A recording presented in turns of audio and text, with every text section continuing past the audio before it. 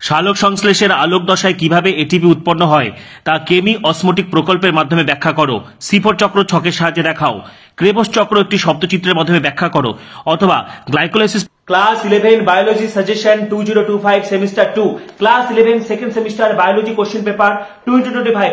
Welcome everyone. Class 11 second semester ক্যান্ডিডেটদের জন্য আজকের ভিডিও মোস্ট ইম্পর্টেন্ট হতে চলেছে।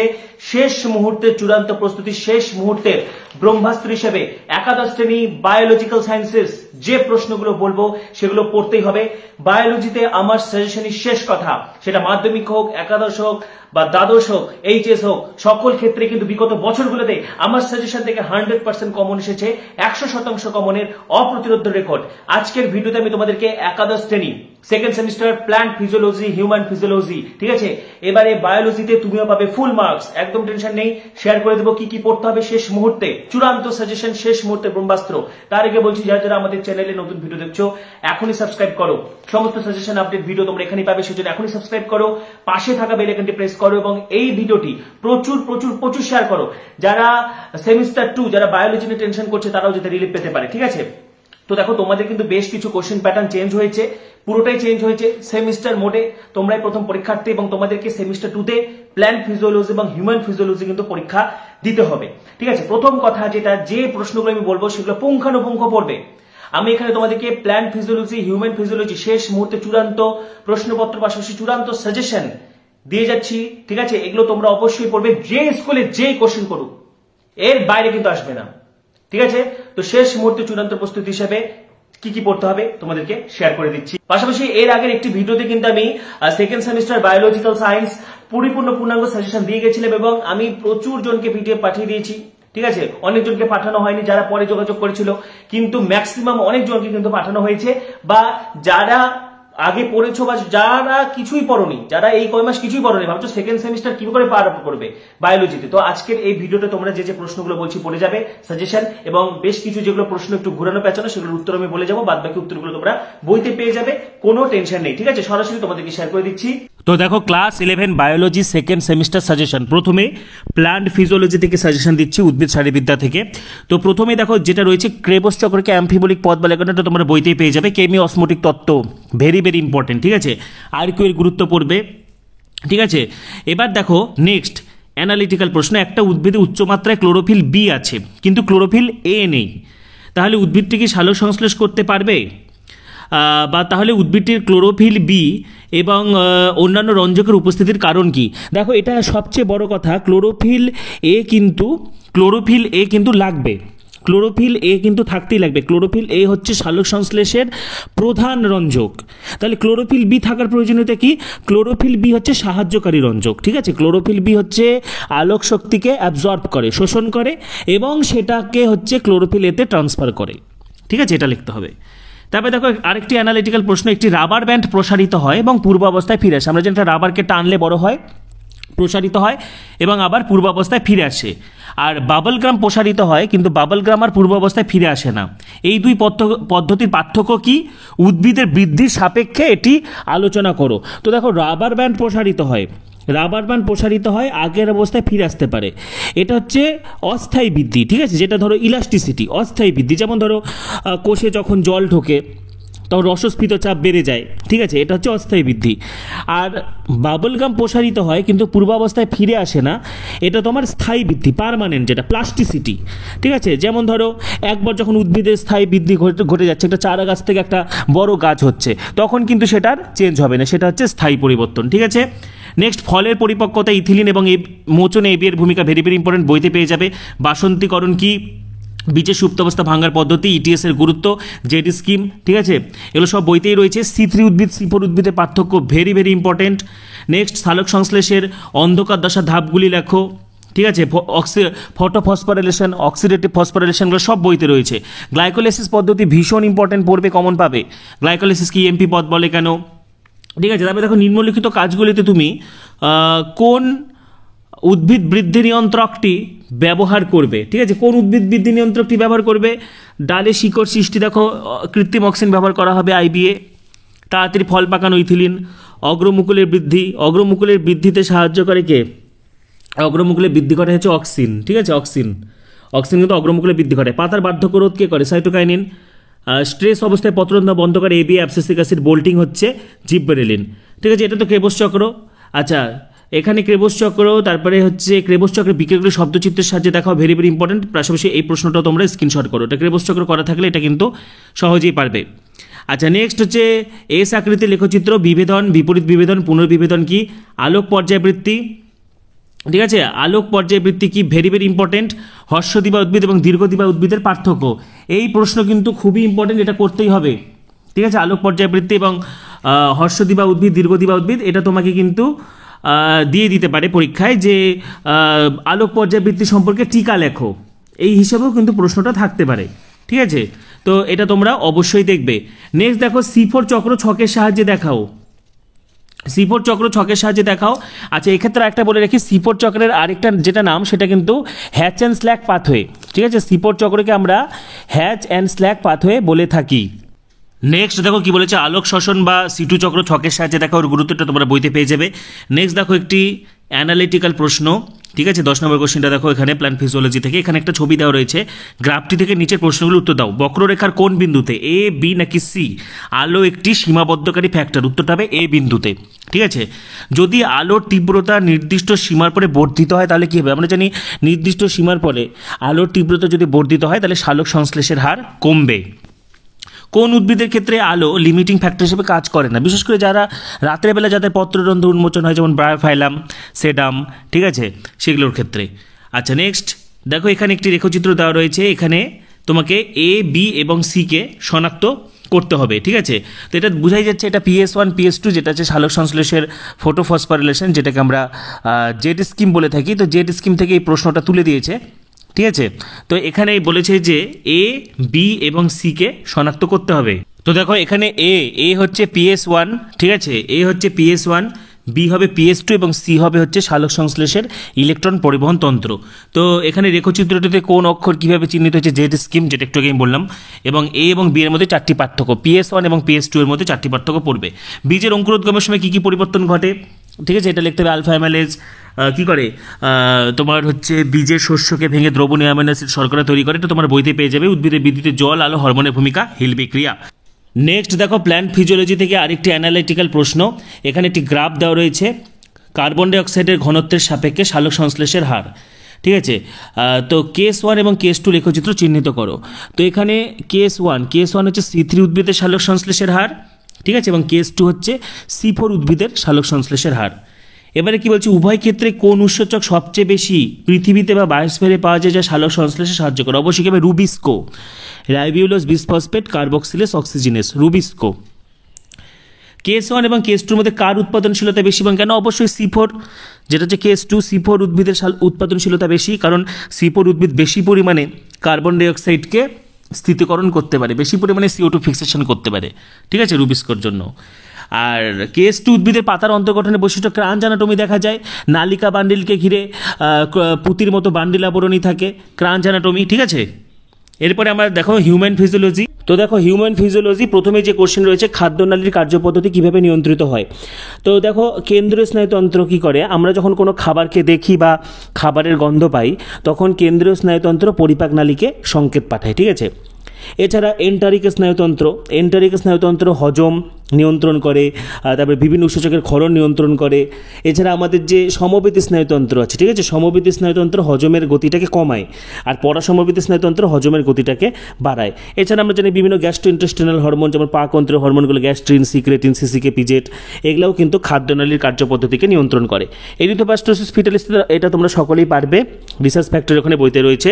তারপরে দেখো বৃক্কের চরম অকার্যকারিতা। ঠিক আছে, বৃক্কের চরম অকার্যকারিতা বা এক্সট্রিম রেনাল ফেলিয়ার সংশোধনের জন্য কোন প্রক্রিয়া পরামর্শ দেয়, ডায়ালাইসিস, হিমোডায়ালাইজার, কৃত্রিম বৃক্ক, বইতে রয়েছে। স্লাইডিং ফিলামেন্ট মতবাদ তোমরা সকলেই পারবে।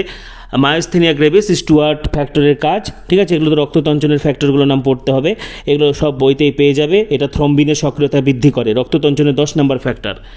নেক্সট ফিকের মূলনীতি, হ্যালডেন এফেক্ট, এগুলো সব বইতে পেয়ে যাবে। তারপরে দেখো পিটুইটারি, কি বলেছে, পিটুইটারি গ্রন্থির কার্যকারিতা লোপ পেলে কী রোগ হয়। এখানে পিটুইটারির কার্যকারিতা যদি লোপ পায় তাহলে আমরা কম ক্ষরণ ধরবো, কম ক্ষরণে বামনত্ব রোগ হবে। ঠিক আছে, তারপরে তোমার মানে ACTH এর কম ক্ষরণ, তারপরে GTH এর কম ক্ষরণে যেমন হচ্ছে বামনত্ব রোগ হয়। তারপরে তোমার অ্যাডিশন বর্ণিত রোগ, কুশিং বর্ণিত রোগ, এই সমস্ত রোগগুলো লিখতে হবে এখানে, হ্যাঁ, অতিকায়ত্ব সবগুলোই হবে। আচ্ছা, তারপরে দেখো কি বলেছে এখানে, ইসিজি কি, কিউআরএস কমপ্লেক্স, এগুলো পারবে, লোহিততন্তু, শ্বেততন্তু, পেসমেকার, কাইলোমাইকন, মাইসিল, এগুলো সব বইতে রয়েছে, বা ফ্যাটের শোষণ। আচ্ছা, নেক্সট যে প্রশ্নটা রয়েছে, কোন কোন শর্তে, হ্যাঁ, কোন কোন শর্তে অক্সিজেন বিয়োজন লেখচিত্রের ডান দিকে সরণ হয় এবং কখন বাম দিকে সরণ? ডান দিকে সরণ কখন হবে? যখন PO2 হ্রাস পাবে, ঠিক আছে, অক্সিজেনের পার্শ্বচাপ হ্রাস পাবে, দেহের উষ্ণতা বৃদ্ধি পাবে, কার্বন ডাইঅক্সাইডের পার্শ্বচাপ বৃদ্ধি পাবে, pH এর মান কমে যাবে, যখন আম্লিক হবে অর্থাৎ H+ আয়নের গাঢ়ত্ব বৃদ্ধি পাবে, তখন ডান দিকে সরণ হবে।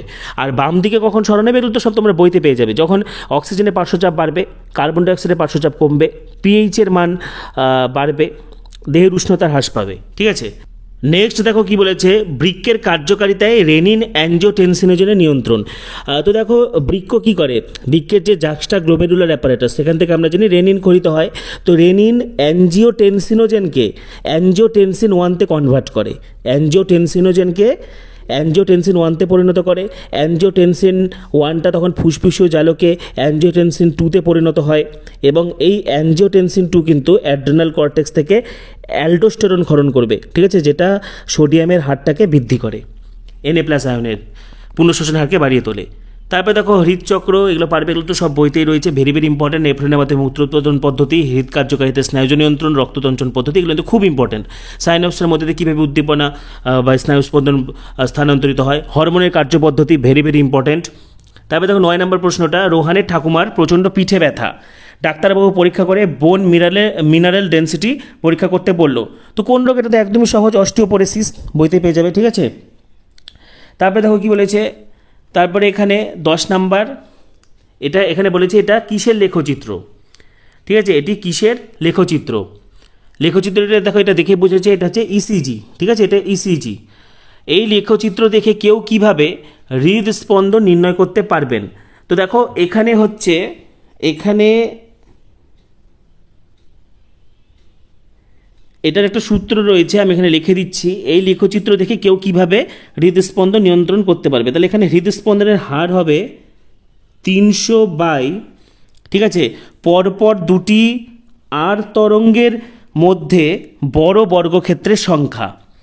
300/, লেখা রাখো, পরপর দুটি আর তরঙ্গের মধ্যে বড় বর্গক্ষেত্রের সংখ্যা। নেক্সট দেখো কি বলেছে, এই লেখচিত্রে কোন বিন্দু এস এ নোটের সক্রিয়তা নির্দেশ করে? এস এ নোটের সক্রিয়তা নির্দেশ করে হচ্ছে এ বিন্দু। এই বিন্দুটা কি? পি তরঙ্গ, ঠিক আছে, এটা হচ্ছে তোমার এস এ নোটের সক্রিয়তা নির্দেশ করে। বি এবং সি বিন্দু কি নির্দেশ করে? তো বি হচ্ছে কিউআরএস তরঙ্গ, যেটা নিলয়ের সংকোচনকে নির্দেশ করে, আর সি হলো টি তরঙ্গ, যেটা নিলয়ের প্রসারণকে নির্দেশ করে, ঠিক আছে। এবারে দেখো 11 নম্বর কোশ্চেনটা, এটি রেসপিরেটরি ভলিউমের লেখচিত্রকে নির্দেশ করছে। তো এখানে ছবিটি ভালো করে দেখো, এখানে আমি উত্তরটা বলে দিচ্ছি। এখানে বলেছে বি এবং এইচ কি প্রকাশ করে? এখানে বি হলো প্রবাহী বায়ু পরিমাণ, ঠিক আছে, প্রবাহী বায়ু পরিমাণ, এর মান 500 ml। আর এইচটা কি বলতো? এইচটা হচ্ছে টিএলসি, ফুসফুসের মোট বায়ু ধারণ ক্ষমতা। তাহলে মোট বায়ু ধারণ ক্ষমতা ইকুয়াল টু কত? 5800 ml, ঠিক আছে, 5800 ml। আর এছাড়া কি বলেছে, যে বায়ু অন্যান্য শ্বাসবায়ু দ্বারা এইচকে কীভাবে প্রকাশ করা হয়? তো এইচ হচ্ছে টিএলসি, এর একটা সূত্র আছে, ফুসফুসের টিএলসি মোট বায়ু ধারণ ক্ষমতা হবে বায়ু ধারকত্ব ভিসি, ঠিক আছে, ভাইটাল ক্যাপাসিটি প্লাস অবশিষ্ট বায়ু পরিমাণ, রেসিডুয়াল ভলিউম। তাহলে টোটাল এর মানটা যেটা হবে, টোটাল এর মান হবে হচ্ছে বায়ু ধারকত্বর মান হচ্ছে 4600 ml, আর আরভির মান তোমার হচ্ছে কত? আরভির মান মোটামুটি 1200, ঠিক আছে। তাহলে টিএলসি ইকুয়াল টু কত? 5800, ঠিক আছে, 5800। আর যে বায়ু কখনো নির্গত করা সম্ভব না তাকে কি বলে? তাকে আরভি বলে, অবশিষ্ট বায়ু পরিমাণ। এর মান কত হবে? এর মান 1200 ml হবে, ঠিক আছে। এরপরে দেখো কি বলেছে, এই চিত্রটি ভালো করে পর্যবেক্ষণ করো। দেখো এখানে পাথর হয়েছে, তাহলে এই রোগটি কি? বৃক্কের পাথর বা রেনাল ক্যালকুলি, ঠিক আছে। পাথরটির রাসায়নিক উপাদান কী কী? Calcium oxalate, calcium phosphate, uric acid ইত্যাদি, ঠিক আছে। তো বৃক্কের কার্যকারিতা হরমোনগুলো তো বললে, আমি অ্যালডোস্টেরনের কথা বলতে হবে, রেনিন অ্যাঞ্জিওটেনসিন, ঠিক আছে, অ্যাট্রিয়াল নাইট্রিউট্রিক ফ্যাক্টর, তারপরে এডিএইচ, এগুলো সব বলতে হবে। এরপরে দেখো কি রয়েছে, রেস্টিং পোটেনশিয়াল বা স্থিতিশীল বিভব বইতে পেয়ে যাবে। উদ্দীপনার প্রভাবে কীভাবে পরিবর্তিত হয়, তোমার পোলারাইজেশন, ডিপোলারাইজেশন সেটা লিখতে হবে। এখানে বৃহৎতন্ত্রের ছবি দেওয়া রয়েছে। দেখো এখানে এ কি, এ হচ্ছে কোলন, বি হচ্ছে অ্যাপেন্ডিক্স, সি হলো অ্যাসেন্ডিং কোলন, ডি হলো ট্রান্সভার্স কোলন, ই হচ্ছে ডিসেন্ডিং কোলন, আর এফ হচ্ছে মলাশয়। পরিপাকতন্ত্রের কার্বোহাইড্রেট, প্রোটিন এবং ফ্যাটের পরিপাক very very important. Chloride shift, হামবার্গের ঘটনা পরীক্ষা আসবে, ভেরি ভেরি ইম্পর্টেন্ট। বোর প্রভাব কি, বায়ুধারকত্ব কাকে বলে, এর মান কত, ঠিক আছে। তারপরে দেখো নেফ্রনের এ থেকে ডি পর্যন্ত অংশগুলি চিহ্নিত করো। তো দেখো এখানে নেফ্রনের ক্ষেত্রে আমরা সকলেই জানি যে নেফ্রনের কিন্তু দু রকমের ধমনী থাকে। তো এ হচ্ছে অন্তর্মুখী ধমনী, আর বি হচ্ছে এই যে এ হচ্ছে অন্তর্মুখী ধমনী, আর বিটা কি, বিটা হচ্ছে তোমার বাউম্যান ক্যাপসুল, ঠিক আছে। আর সি হচ্ছে গ্লোমেরুলাস, আর ডি হচ্ছে প্রক্সিমাল কনভলিউটেড টিউবিউল বা পিসিটি বা নিকটবর্তী সংবর্ধন নালিকা, ঠিক আছে।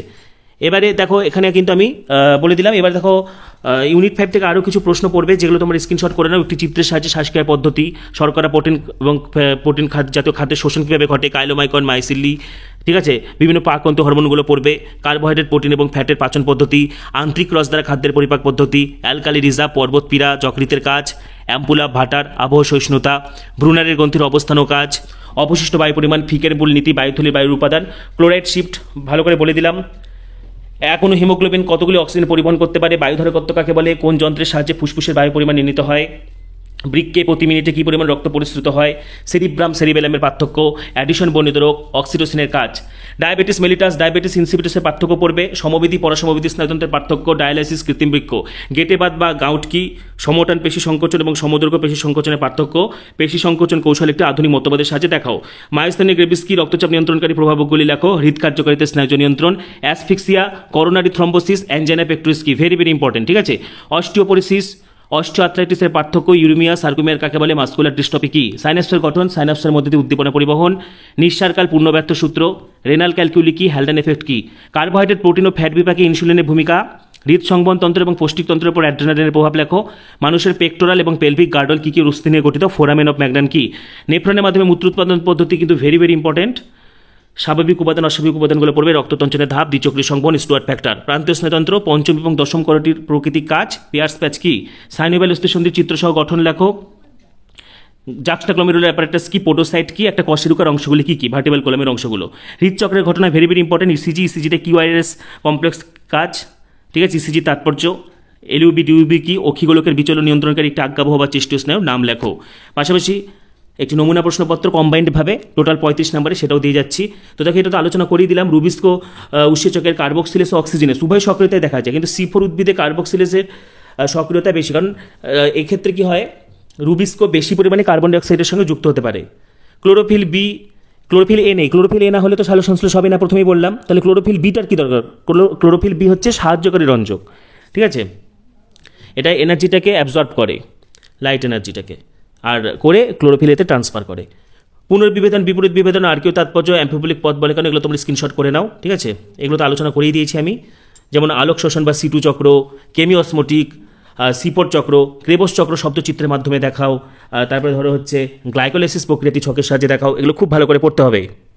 নেক্সট দেখো 7 নম্বর ছবিটা দেওয়া রয়েছে, এ এবং বি দুটো পাতার বৃদ্ধি দেখানো হয়েছে।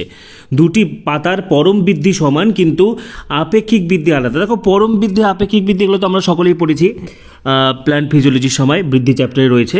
তো আমরা কি জানি, যার প্রাথমিক দৈর্ঘ্য কম তার আপেক্ষিক বৃদ্ধি বেশি, ঠিক আছে। তাহলে এখানে এ পাতাটির প্রাথমিক দৈর্ঘ্য কম, তাই আপেক্ষিক বৃদ্ধি বেশি, ঠিক আছে। সেই কারণে পরম বৃদ্ধি সমান হলেও এই পাতাটির যেহেতু প্রাথমিক দৈর্ঘ্য কম, তাই এর আপেক্ষিক বৃদ্ধির হার বেশি। বাদ বাকি এর উত্তরগুলো তো আমি আগেই বলে দিলাম। দেখো হৃদচক্র, এগুলো তোমরা স্ক্রিনশট করে নাও। এগুলো তো আমি অলরেডি উত্তর আলোচনা করেই দিয়েছি, তো আমি আর এগুলো বলছি না। তো এগুলো উত্তর আলোচনা করেই দেওয়া রয়েছে, দেখো এখানে স্ক্রিনশট করো। ডেসক্রিপশনে দেখো হোয়াটসঅ্যাপের লিঙ্ক দেওয়া রয়েছে, হোয়াটসঅ্যাপ চ্যানেলের লিঙ্ক দেওয়া রয়েছে, সেটি ক্লিক করে যুক্ত হয়ে যাও। সেখান থেকে এই পিডিএফগুলো ডাউনলোড করার লিঙ্ক তোমরা পেয়ে যাবে, ঠিক আছে।